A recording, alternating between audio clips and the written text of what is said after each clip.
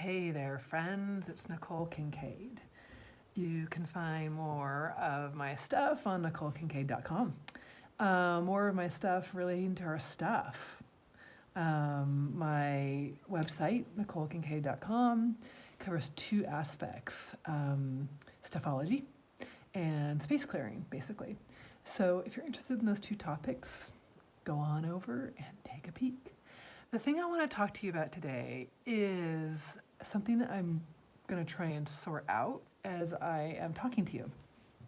That is the thing that happens when we start to organize in a stuffology way. And what I mean by that is, I will give you an example, my recipes.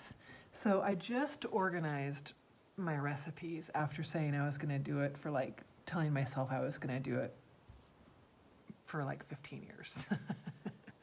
They all get shoved into a one of those expandable type folders, and they're generally categorized like soups, salads, sides, bread, blah blah blah.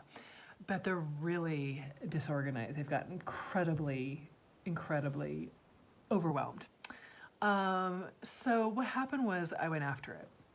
And when I got done going through all of my recipes, I did what I instruct other people to do.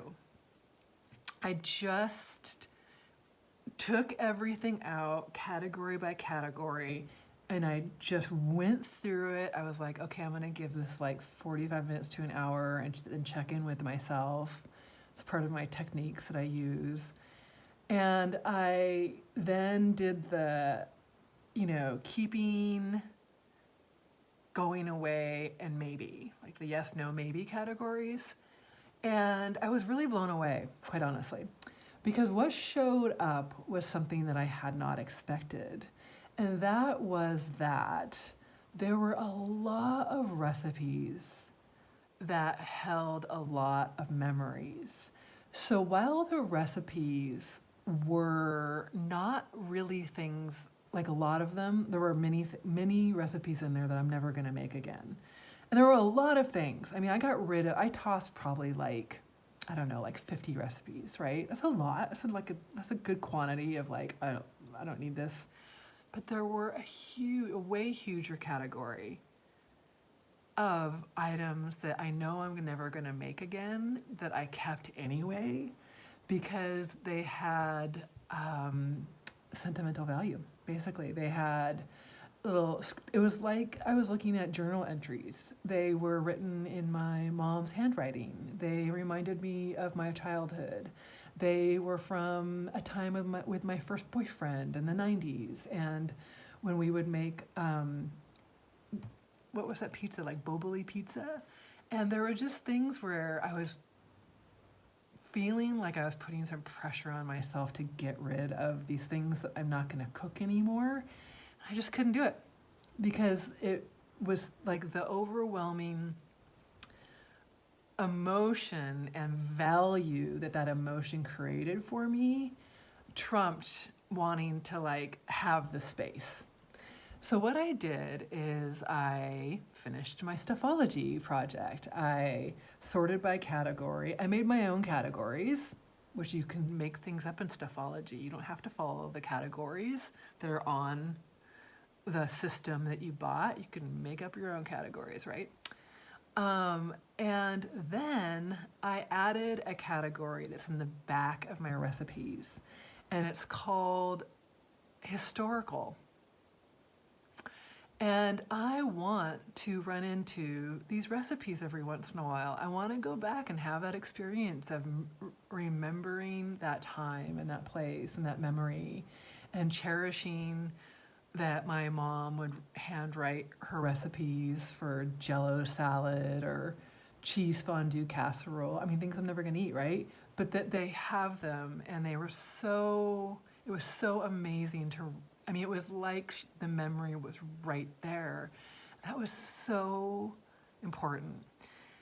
So the reason that I want to bring all this up is because a couple reasons. Number one, I hadn't expected to have that experience. And I think that was what was holding me back for so long, on a unconscious level, from getting after my recipes. Because it seemed like such an easy project to do. I would just go, organize your recipes. That'll take an hour, maybe two, I don't know. It wasn't. And I think it was because subconsciously I knew there was going to be a lot of content in there that I was going to need to choose to deal with. And I did. But what I also know was holding me back, and I hope this part really helps you, is that for literally years now, I have been trying to figure out what system I could get that would fit my recipe organizations, given what I eat, given what I don't eat, how I like to get into the recipe file, that kind of thing. And I kept thinking in terms of what kind of system is there gonna be out there that's gonna be able to house my recipes? And what happened was that I didn't need to know that information. And I think we do that. We start looking for the thing that we think is going to be the solution to what is currently disorganized, not in order.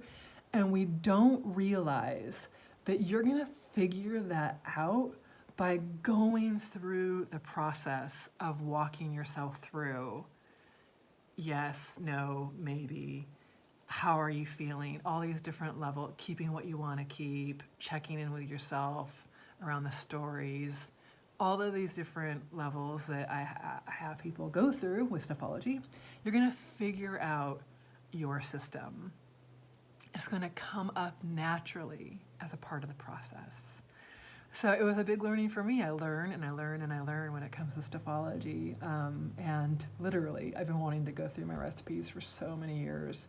And then I chose to keep the original file that I had. I didn't even need a new one. It's fine. It's fine for right now. And I'm really looking forward to going back into my recipes, where before there was this, my recipes. I hope I can find the one I'm looking for. And now I feel super excited to go into my recipes and find what I need to find. And also know that my precious recipes that have this historical, sentimental value to them are there too. All right. You can find Moira out at NicoleKincaid.com. And I also have a free downloadable that will walk you through more tips. It's right there on my website. Go grab it.